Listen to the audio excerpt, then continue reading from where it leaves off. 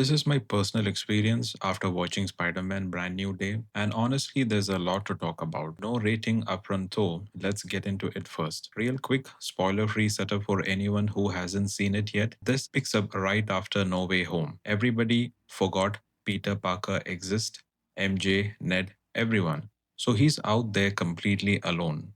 And because of that, this isn't Spider Man saving the multiverse anymore. It's Spider Man protecting his own neighborhood. That's the whole vibe of this movie. Now let's get into what worked because honestly, a lot did. One thing I noticed right away, this has a new director. And you can feel it. It doesn't look or feel like the first three movies. It's got its own vibe, its own style, and the newness works for it. Going in, I expected just another fun superhero movie. What I got stuck with me a lot more than I thought it would. For me, this is the most emotional Tom Holland Spider-Man movie we have gotten. More than the last three easily. You really feel how alone Peter is.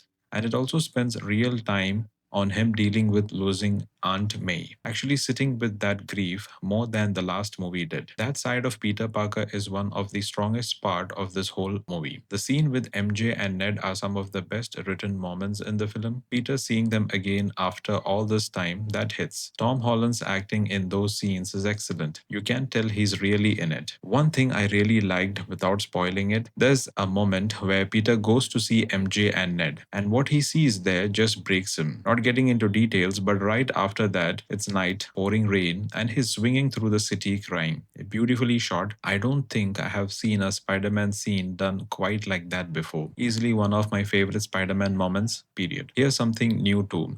Earlier Spider Man movies, especially Tobey Maguire's, showed Peter physically changing. Holland's version never really did that.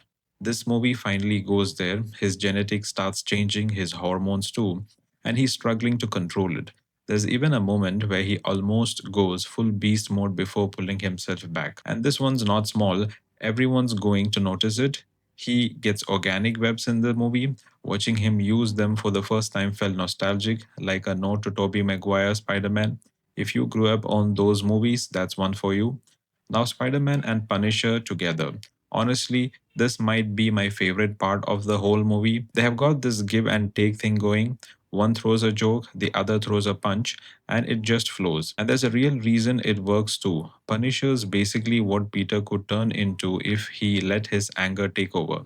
So there's this tension sitting under all that jokes. Hulk's in there too for a few scenes, which is fun, but the Spider Man and Punisher combo is what really got me. There's also a villain reveal I wasn't expecting at all, not spoiling it, but I will say this much. It's not just some physical threat, there's a real emotional weight there, some shared loneliness and loss with Peter that actually connects the two of them. It's better if you go in not knowing the rest. Okay, what didn't work as well for me?